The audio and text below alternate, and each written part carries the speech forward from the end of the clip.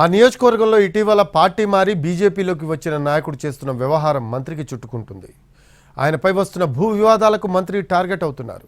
ఇంతకీ ఎవరా నేత, ఎందుకు మంత్రి కార్నర్ అవుతున్నారు? మా పార్టీపై అవినీతి ముద్ర లేదు, మేం తప్పు చేస్తే ఆ రోజే ప్రజాక్షేత్రంలో ఉండమంటూ తరచూ కాషాయం పార్టీ నేతలు చెప్పుకుంటారు. అయితే ఇప్పుడు ఆ పార్టీలో కొందరు నేతలు చేస్తున్న వ్యవహారాలు మొత్తం పార్టీకే అవినీతి మరకలంటిస్తున్నాయి. తాజాగా శ్రీ సత్యసాయి జిల్లాలో బీజేపీ నేత ముదిగుబ్బ ఎంపీపీ ఆదినారాయణ యాదవ్ చుట్టూ చేరుతున్న వివాదాలు మంత్రి సత్యకుమార్ యాదవ్కు పెద్ద తలనొప్పి తెచ్చిపెడుతున్నాయి. ఇటీవల అనేక భూ వివాదాల్లో ఆదినారాయణ యాదవ్ పేరు బలంగా వినిపిస్తోంది. కియా కార్ల పరిశ్రమకు సమీపంలో ప్రభాకర్ అనే వ్యక్తి భూమిలోకి ఆయన అనుచరులు వెళ్లి దౌర్జన్యం చేశారు. దీంతో ఆదినారాయణపై కేసు నమోదైంది.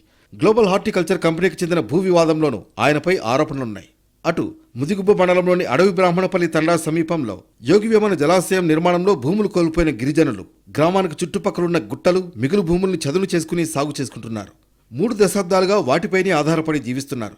అయితే ఈ భూములను ఆదినారాయణ అక్రమంగా కాజేశారని ఆరోపణలు వచ్చాయి. దీనిపై సిపిఐ నాయకులు ఆందోళనలు చేపట్టారు. ఆదినారాయణ వ్యక్తిగత వివాదాలన్నింటికీ మంత్రి హోదాలో ఉన్న సత్యకుమార్ను బాధ్యుల్ని చేస్తున్నారు. బీజేపీ అండ చూసుకునే ఆయన ఇంత ధైర్యంగా ఉన్నారని స్థానికులు ఓపెన్గానే చెబుతున్నారు. వాస్తవంగా ఆదినారాయణ ఎక్కడ అధికారం ఉంటే అక్కడ ఉంటారనే ఆరోపణలు ఉన్నాయి.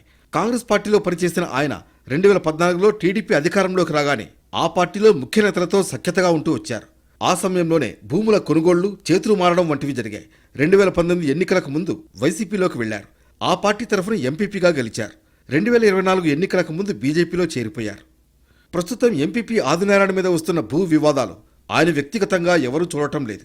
బీజేపీ అండతోనే ఇదంతా జరుగుతోందన్నట్లుగా ఆరోపణలు చేస్తున్నారు.